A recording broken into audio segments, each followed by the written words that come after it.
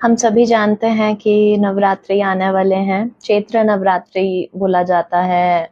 ये वाले नवरात्रि जो आते हैं इनको, जो अप्रैल में आते हैं। तो पहले नवरात्रि की अगर बात करें तो 9 दिन जो होते हैं, 9 देवियों का स्वरूप होते हैं, अलग अलग रूप होता है हर दिन देवी का।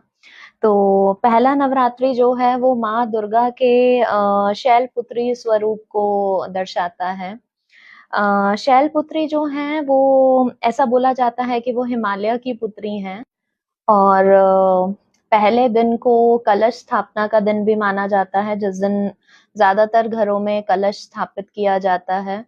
और यहीं से संकल्प लिया जाता है अगले 9 दिन के व्रत का या पूजा का। शैलपुत्री को सफेद रंग बहुत पसंद था, इसलिए इस दिन का जो शुभ रंग रहेगा वो सफेद रहेगा। और ऐसा भी कहा जाता है कि कोई भी सफेद रंग की मीठी चीज का भोग या फिर घी का भोग अगर पहले दिन माता रानी को अर्पित किया जाए तो वो काफी शुभ माना जाता है।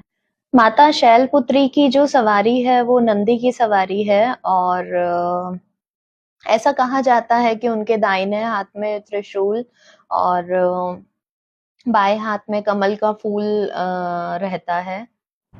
कहीं ना कहीं नवरात्रि का पहला दिन, यानी कि शैलपुत्री माता का, जो दुर्गा माता का पहला स्वरूप है शैलपुत्री, हिमालय की पुत्री, उनका जो पहला दिन है उसकी महत्वता ये है कि इनको स्थिरता का प्रतीक और कहीं ना कहीं शक्ति का प्रतीक, दुर्गा के हर स्वरूप को शक्ति का ही प्रतीक माना जाता है।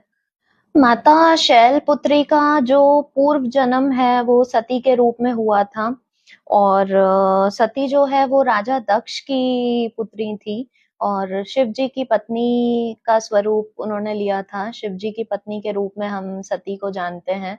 और राजा दक्ष जो थे, ऐसा कहा जाता है कि वो शिव जी से बहुत नफरत करते थे। और ऐसी भी कई कथाएं हैं जहाँ पे ऐसा कहा जाता है कि महाराजा दक्ष ने एक भव्य यज्ञ किया था जिसमें उन्होंने माता सती और शिव जी को निमंत्रण नहीं दिया था। और इसी वजह से गुस्सा होकर सती माता जो हैं वो दक्ष यानी महाराजा दक्ष के घर गईं, शिव जी के मना करने के बावजूद। और जैसे ही वो वहां गई और कुछ बातचीत हुई जिसमें राजा महाराजा दक्ष ने शिव जी का अपमान किया, माता सती उस घोर अपमान को सहन नहीं कर पाई और उन्होंने अपने प्राण उसी भव्य यज्ञ की अग्नि में त्याग दिए। और यहीं से फिर उनका पुनर्जन्म माता शैलपुत्री के रूप में, हिमालय की पुत्री के रूप में हुआ, जहां उन्होंने घोर तपस्या करके प्रभु शिव को ही अपने पति के रूप में प्राप्त किया अपनी तपस्या से। और शैलपुत्री जो है माँ पार्वती का ही पहला स्वरूप मानी जाती हैं।